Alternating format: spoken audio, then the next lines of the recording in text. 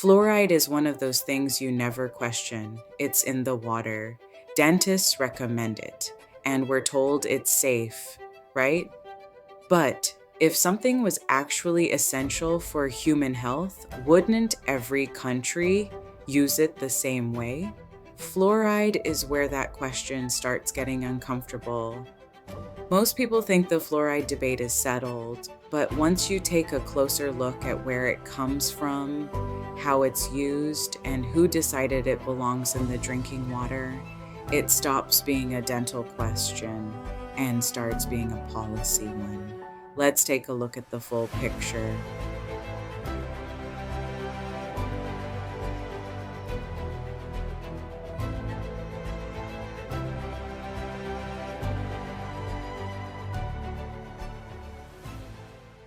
Fluoride was put in the water in the 1940s. It was put in the water to stop tooth decay. But now it's recognized that most of our mouthwashes and toothpastes have fluoride in them, and you don't need fluoride in the water. And it's a very inefficient way of preventing tooth decay because you're getting it in people's blood. And as it turns out, fluoride is very, very dangerous. It causes IQ loss. There are extensive studies that show if you put fluoride in water at double the rate that EPA now allows, that is in all of our water systems that use it in this country, that it causes dramatic IQ loss in children and particularly in unborn fetuses. It also causes bone cancer, it causes arthritis, and it causes the deterioration of bones, thyroid injuries. It also calcifies the pineal gland of the human brain, which is the part of our brain that actually creates our spiritual feelings. So it's Really? just something, yeah.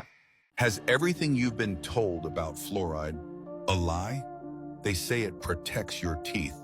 That's why it's in your toothpaste, your tap water, even your mouthwash. But here's the thing, fluoride was first used industrially as a toxic byproduct of aluminum and fertilizer production. When corporations needed a way to dispose of it, suddenly public health became the perfect cover story. In the 1940s, powerful lobbying and PR campaigns convinced governments to add it to the water supply, not because it was proven safe, but because it was convenient. The early studies showing benefits were often funded or influenced by the same industries producing it. Meanwhile, independent research has linked fluoride to lowered IQs, thyroid issues, and even calcification of the pineal gland, the part of your brain tied to intuition and awareness. Yet every time someone questions it, they're labeled a conspiracy theorist. If fluoride is so essential, why do most European countries refuse to put it in their water? Why does the CDC quietly classify it as a neurotoxin when overexposed? And why is the same substance labeled hazardous waste before it enters your faucet? So maybe the real question isn't whether fluoride helps your teeth, but why they've spent decades making sure you never stop smiling while you swallow it. Fluoride is a reactive industrial compound that was repurposed into a public health intervention based on mid-20th century science, cost efficiency, and observed dental benefits before modern safety standards existed. Researchers observed cavity reduction at low doses. Public health agencies approved fluoridation, and now the industry had a buyer instead of a disposal cost. Although fluoride isn't evil, it is biologically active and dose-dependent, especially in bones and the pineal gland.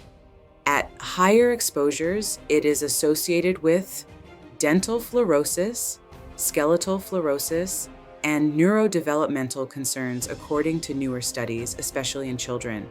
That's why countries do not fluoridate their water. Not because they're behind, but because they've decided mass medication via water is a bad policy when dosage cannot be controlled.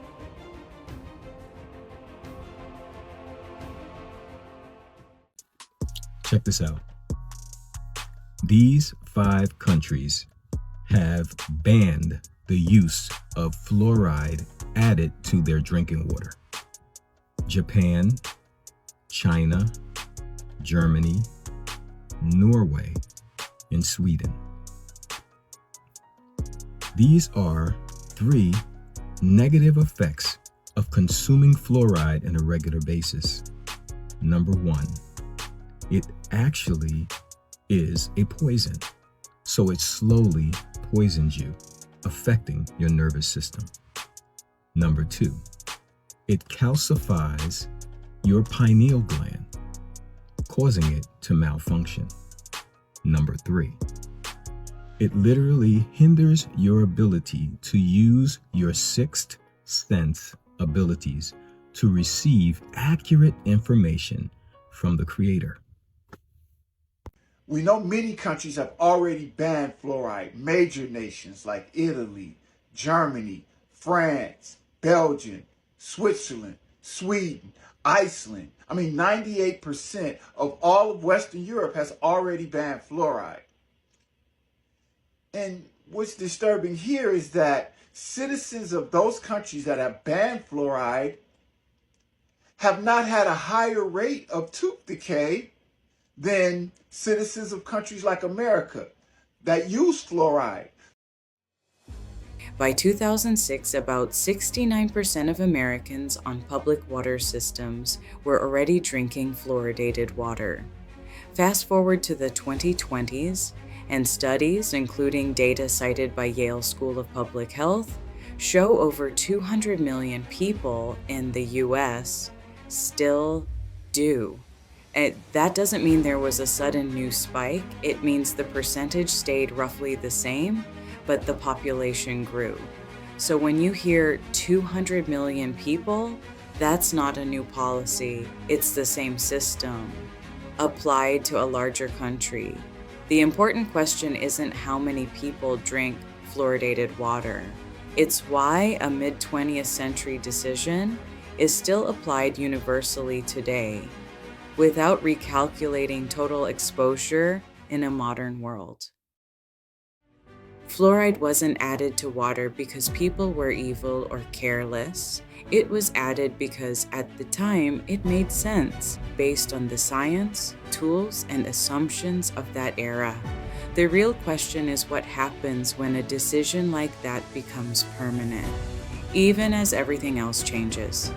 Today, fluoride comes from water, toothpaste, mouthwash, food, and drinks. Yet the original policy was never redesigned for that reality. Different countries looked at the same information and made different choices. That tells us this isn't settled truth. It's an ongoing judgment call. And in a world where policies quietly shape daily life, the most important skill isn't agreement. It's the ability to ask why something still exists.